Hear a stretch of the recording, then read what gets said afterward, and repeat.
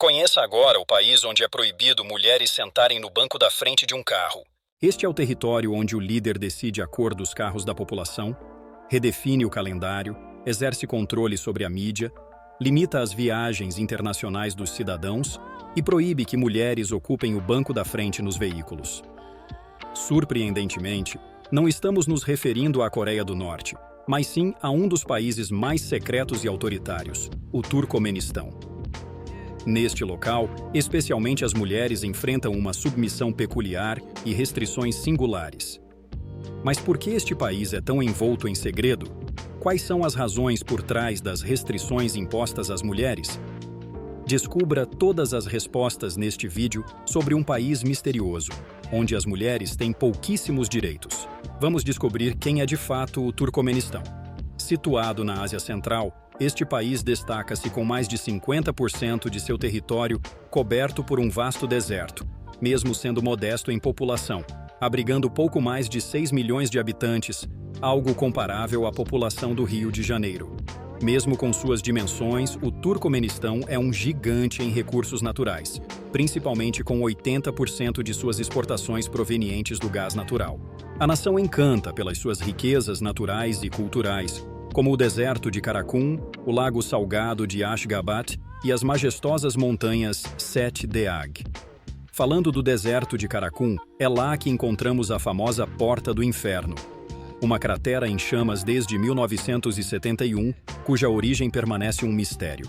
A teoria mais aceita sugere que, durante perfurações em busca de petróleo, geólogos soviéticos descobriram uma reserva de gás natural, levando ao colapso da Terra e à formação da cratera. Para evitar a liberação de metano na atmosfera, decidiram incendiá-la, esperando que a queima durasse apenas algumas semanas, mas, surpreendentemente, continua acesa até hoje. Em relação à fé, a maioria da população segue o Islã, contribuindo para a caracterização do país como patriarcal, onde as mulheres são esperadas serem completamente submissas a seus pais e maridos. Vale destacar que o Turcomenistão figura entre os 15 piores países em relação à liberdade religiosa, segundo a Comissão sobre Liberdade Religiosa Internacional. Apesar de ser um país relativamente jovem, com apenas 32 anos de independência, sua história remonta a pelo menos 10 mil anos, desde os tempos em que era parte de impérios como o Parta, Mongol e Persa, até o domínio russo em 1869. Integrou a União Soviética em 1924 e finalmente proclamou sua independência em 27 de outubro de 1991, com o colapso da União Soviética. Desde sua independência, a população do Turcomenistão tem enfrentado as idiosincrasias e crueldades de seus líderes, iniciando com Sapar Murat Aevich Niazov em 1985. Inicialmente líder do Partido Comunista, ele resistiu à União Soviética e, em 1999, autoproclamou-se presidente vitalício. Seu governo autoritário deixou um legado marcado pelo culto à sua personalidade, algo semelhante ao culto visto na Coreia do Norte, onde a imagem do líder está em toda parte, e cidadãos prestam adoração a estátuas gigantescas de bronze. Neste caso, o culto à personalidade atingiu níveis mais radicais. O presidente decidiu renomear os meses do ano e os dias da semana, inclusive atribuindo seu próprio nome ao mês de janeiro. Além disso, ele escreveu um livro chamado Run Nama, traduzido como O Livro da Alma, tornando-se um guia espiritual com preceitos estabelecidos por ele mesmo. Este livro foi imposto como leitura obrigatória em universidades, requisito para funcionários públicos e até mesmo para a aprovação em exames de direção. Os médicos, por sua vez, faziam um juramento ao presidente em vez do juramento de Hipócrates. No entanto, o líder não era apenas excêntrico, era cruel.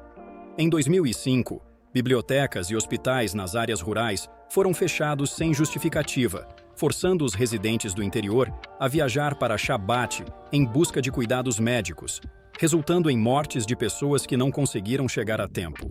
O presidente também tinha uma aversão peculiar a animais, especialmente cachorros. Cães e gatos de rua eram caçados e mortos, e os cidadãos eram proibidos de possuir mais de um animal de estimação.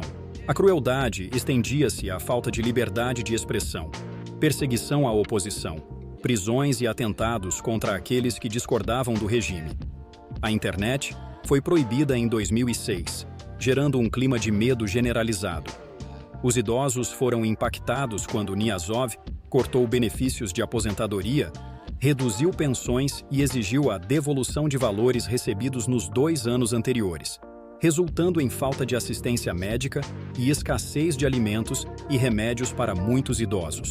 As ruas da capital eram adornadas com estátuas douradas giratórias em homenagem ao líder, avaliadas em milhões de dólares.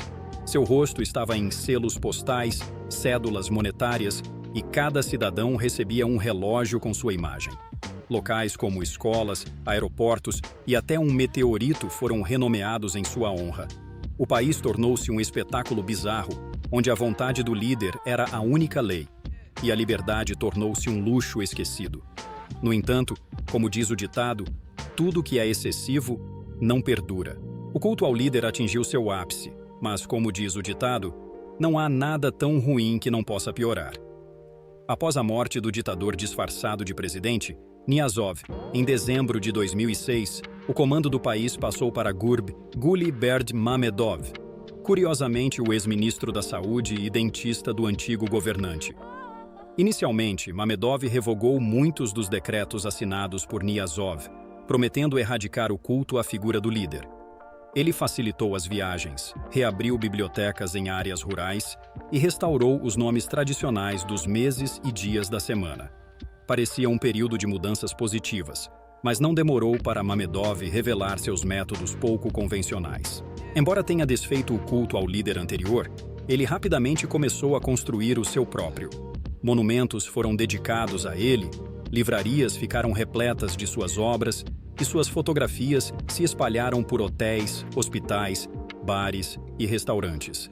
Revelou-se vaidoso e narcisista, compartilhando vídeos nos quais demonstrava talento musical, dirigia carros potentes, participava de competições de força física e até ensinava funcionários públicos a fazerem exercícios, tudo para transmitir a mensagem de um governo feliz, justo e revigorado, uma fonte inesgotável de memes para as nações vizinhas que o conheciam.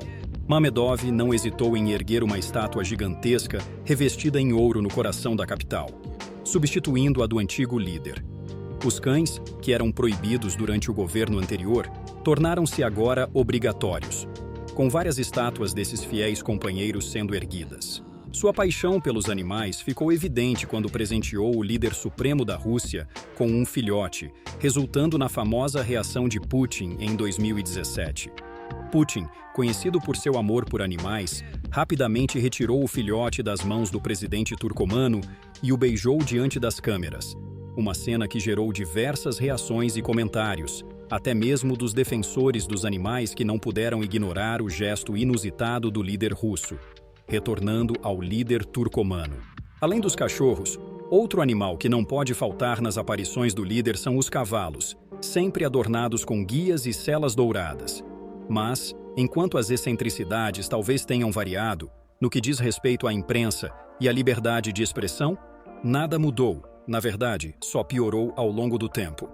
Em 2008, por exemplo, o presidente atacou as antenas parabólicas, a única forma de acesso a informações não controladas, privando as pessoas dos canais por satélite russos, turcos ou árabes, que representavam uma alternativa à propaganda dos meios de comunicação estatais. Em janeiro de 2013, uma nova lei de mídia foi adotada, teoricamente garantindo a liberdade de expressão e proibindo a censura.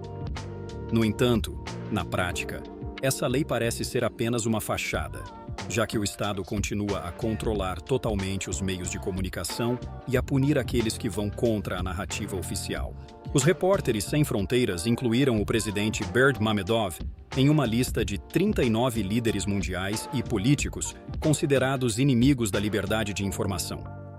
O Freedom in the World classificou o país com uma nota 2, menor do que a Coreia do Norte, que obteve 3. A liberdade de imprensa é tão rara quanto açúcar, ovos, pão ou dinheiro vivo, com um desemprego oficial de 3%, contrastando com os alarmantes 60% na realidade. Os jornais divulgam principalmente relatórios oficiais, sem mencionar incidentes ou problemas que preocupam a população. A manipulação de informações estendeu-se até mesmo durante a pandemia do Covid-19, com o líder supremo proibindo o uso da palavra coronavírus no país. A desinformação era parte da estratégia de controle de informações. Apesar da extravagante reforma na capital, onde o uso de carros pretos foi proibido desde 2014 e a circulação de carros de todas as cores, exceto branco, foi apreendida, a nova parte da cidade parece uma cidade fantasma, pois a população não tem recursos para viver lá.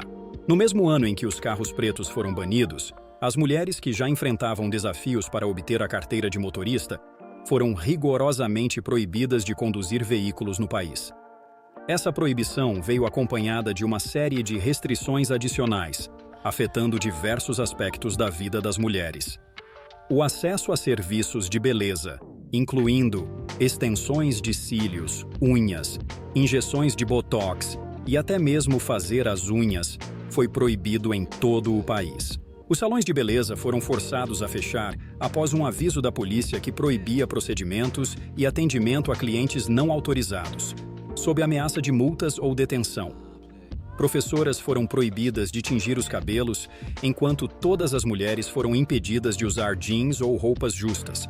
Funcionárias públicas foram obrigadas a assinar um compromisso, comprometendo-se a abandonar serviços de beleza e adotar o tradicional balak, calças largas bordadas, juntamente com vestidos tradicionais. A violação dessa promessa poderia resultar em demissão ou consequências mais graves. Alunas de todas as séries foram compelidas a seguir um código de vestimenta rigoroso, com a universidade especificando a cor e textura dos tecidos para os vestidos. Além disso, foram obrigadas a usar trajes nacionais, amarrar os cabelos com tranças e usar o taquia, chapéu nacional. Essas medidas não apenas limitaram a liberdade de escolha e expressão das mulheres, mas também impuseram restrições significativas em suas vidas diárias. Em 2022, um novo presidente assumiu o cargo, coincidentemente sendo o filho do presidente anterior. Tudo indica que essa nova administração seguirá os passos de seu pai. As mulheres, já privadas do direito de dirigir, agora também enfrentam restrições adicionais. Está proibido que ocupem o banco da frente em táxis e carros particulares. Além disso, motoristas do sexo masculino estão proibidos de oferecer caronas a mulheres que não sejam membros da família, sendo necessário que as passageiras apresentem documentos comprovando o parentesco com o motorista. A justificativa oficial para essa proibição é que ter uma mulher no banco da frente vai contra as tradições nacionais, sendo considerado vergonhoso e até mesmo pecaminoso. Essas restrições não apenas perpetuam as barreiras à liberdade de movimentação das mulheres, mas também reforçam normas patriarcais que limitam sua participação na esfera pública. A continuidade dessas políticas reflete a persistência de padrões conservadores na nova gestão presidencial. Agora, a pergunta que não quer calar: por que todas essas ocorrências passam despercebidas? Infelizmente, organizações internacionais têm enfrentado desafios para impactar significativamente a situação dos direitos humanos no Turcomenistão. Ao contrário, líderes de outras nações demonstram mais interesse nas riquezas naturais e recursos do país do que nas violações dos direitos humanos. Diferentemente da Coreia, por exemplo, que não tem recursos valiosos a oferecer, o cenário de isolamento do Turcomenistão contribui para manter suas questões internas amplamente invisíveis para o mundo exterior. Em resumo, é como a imagem dos três macaquinhos: ninguém vê, ninguém fala e ninguém ouve. Este é o motivo pelo qual a situação no Turcomenistão é tão pouco conhecida, e você provavelmente nunca ouviu falar dela. Se ainda não se inscreveu, faça isso para mais histórias fascinantes. Agradecemos por assistir, abraços e até a próxima.